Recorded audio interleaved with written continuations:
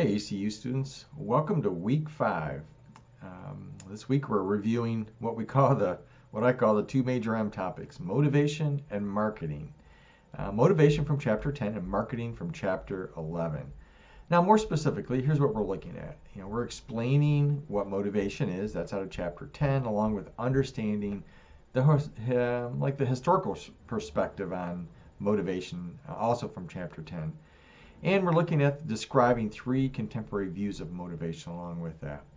But now we're going to switch over to marketing. We're going to look at how the marketing environment affects strategic planning. And we're going to look at the major steps in the consumer buying decision. Both those are from chapter 11. Let's talk about motivation for just a second. Make sure you read all of chapter 10 because the whole chapter has some really good nuggets in there about motivating people, something you're going to need as you go throughout your career. And here's what I've noticed. Some employers try to motivate people strictly with money. It doesn't work. It has a very short-term benefit. Money's important, but after a certain level, money is no longer a motivator. And we even talked about this, I think, in one of our discussion questions a couple of weeks ago, maybe. Money is called an extrinsic motivator. That is, money is an external reward, extrinsic. Employee benefits, time off, are other examples of extrinsic motivators like vacation time. But there are intrinsic motivators as well that are much more powerful. Intrinsic motivators are those things that bring joy or happiness to us. So, being complimented for a job well done is an intrinsic reward. If you do that for the folks that work for you, that's an intrinsic reward and it resonates with them. Being recognized amongst peers is another great example of an intrinsic reward.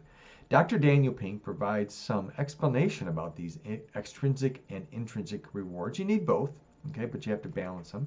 So be sure to watch that video. It's in the extra materials section. All right, another example of an intrinsic motivation is being included in workplace decisions. Whenever we're asked our views on a potential change in the workplace, then we have that sense of intrinsic reward. And that inner sense of reward causes us to be more productive. There's another fun little video I want you to watch. It's in that extra section of materials there. It's called the Hawthorne Effect. It's based on a study at some General Electric plants, GE plants, back in the early 30s. Really interesting, some old film, but it's such a powerful point. It's mentioned in our text, but I've also want you to watch this short little video. I think it'll bring it home. The study, the Hawthorne Effect, was a study. It had the genesis of including employees in the decision-making process in the workplace, not just treating them like a cog in the wheel. All right, let's talk about marketing for just a moment. Again, be sure to read chapter 11 in its entirety. But I do want to mention the need for organizations to know what their target market is and who are their customers and specifically who is buying their products or their services. So I've attached some short videos on marketing. I think you'll like the interesting ones. The first one's a major marketing debacle from the mid-'80s about Coke. I lived through it. I remember it.